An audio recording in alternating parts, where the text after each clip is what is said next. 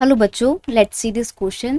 This is statement based question जिसमें आपको दो स्टेटमेंट दी है और उससे रिलेटेड आपको यहाँ पर कुछ ऑप्शन दिए हुए हैं और जो करेक्ट ऑप्शन है आपको वो मार्क करना है। तो आइए पहले अपनी स्टेटमेंट पढ़ते हैं। स्टेटमेंट 1 है, prudential does not entitle decision making based on prudence और a careful edge assessment of gain and loss. Statement 2 है, moral is concern with the principle of acceptable and unacceptable behavior। आपके option कुछ इस तरीके से हैं। Both statement 1 and statement 2 are correct. दोनों ही स्टेटमेंट सही है।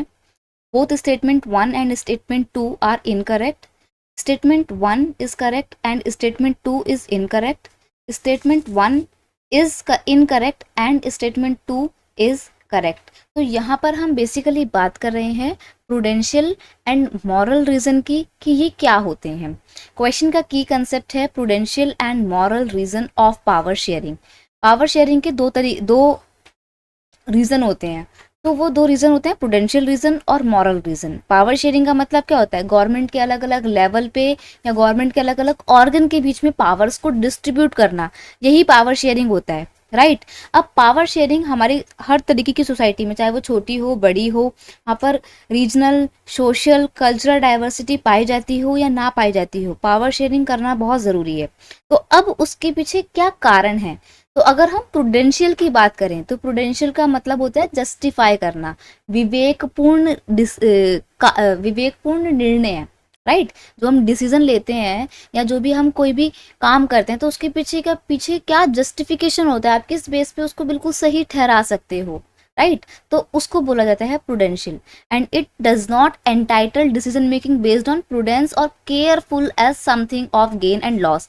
तो जब प्रूडेंशियल रीजन की बात की जाती है तो प्रूडेंस का मतलब होता है कोई भी ऐसा डिसीजन लेना जिसके पीछे गेन एंड लॉस, इन सब चीज़ों को बहुत ही केयरफुली जज किया जाता है, देन उसके बाद डिसीजन लिया जाता है, तो उसको बोला जाता है प्रूडेंस, राइट। मॉरल की अगर हम बात करें तो moral is concern with the principle of acceptable. Moral जो है वो एक्सेप्टेबल यानी कि किसी भी चीज़ को एक्सेप्ट करना, किसी भी चीज़ को स्वीकार करना, और अनएक्सेप्टेबल बिहेवियर यानी कि आप किस तरीके के बिहेवियर को एक्सेप्ट कर सकते हो और किस तरीके के बिहेवियर को एक्सेप्ट नहीं कर सकते। इसके ऊपर जब हम कोई भी डिसीजन लेते हैं या इस प्रिंसिपल पे बेस्ड जो डिसीजन होता है वो होता है आपका मॉरल रीजन या मॉरल कारण, ठीक है। तो अगर हम बात करें प्रूडेंस की तो प्रूडेंस रीजन जो आपको यहाँ पर दिया हुआ है, प्रूडेंस की जो डेफिनेशन दी है वो बिल्कुल सही है। और बात करें अगर हम मॉरल की तो मॉरल के पीछे का जो प्रिंसिपल है कि एक्सेप्टेबल और अनएक्सेप्टेबल बिहेवियर के बेस पे मॉरल रीजन डिपेंड करता है, कंसर्न होता है मॉरल का इसी से, ये भी बिल्कुल सही बात है, ठीक है। तो प्रूडेंशियल रीजन किस पे स्ट्रेस करता है, it stresses that power sharing will bring out better outcome. क्योंकि देखो प्रूडेंस का मतलब ही क्या है, कोई भी डिसीजन ऐसे लेना कि बहुत ही केयरफुली लेना है और उसका गेन और लॉस आगे जाके क्या होगा, इन सब का ध्यान रखना है डिसीजन लेने से पहले।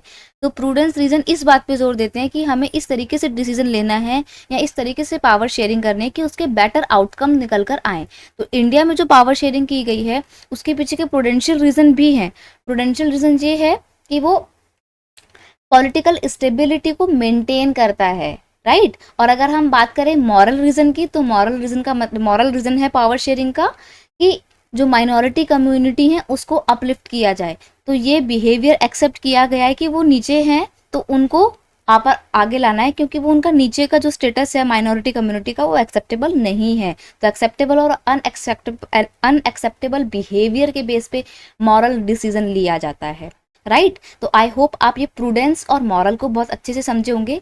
यहाँ पर हमारी दोनों ही स्टेटमेंट बिल्कुल सही है। तो अब आते हैं अपने ऑप्शन पे। पहला ऑप्शन है कि statement 1 and statement 2 are correct. Both statement बिल्कुल सही है, तो हमारा ऑप्शन 1 ही, ऑप्शन ए जो है वो बिल्कुल सही आंसर है, क्योंकि आगे के ऑप्शन है कि both statement 1 and 2 are incorrect. दोनों स्टेटमेंट गलत है, तो हमारे तो गलत नहीं है, दोनों सही है, तो ये तो एलिमिनेट हो गया। नेक्स्ट है statement 1 is correct and statement 2 is incorrect. एक सही है दूसरी गलत है, तो ये भी गलत, क्योंकि हमारी दोनों ही सही है। नेक्स्ट है कि स्टेटमेंट 1 इज इनकरेक्ट, स्टेटमेंट 1 गलत है और स्टेटमेंट 2 करेक्ट है, सही है, तो ये वाला भी हमारा बिल्कुल सही नहीं हो सकता, क्योंकि हमारे तो दोनों ही सही है। That is why option A is your final answer. I hope you understood it well. Best of luck.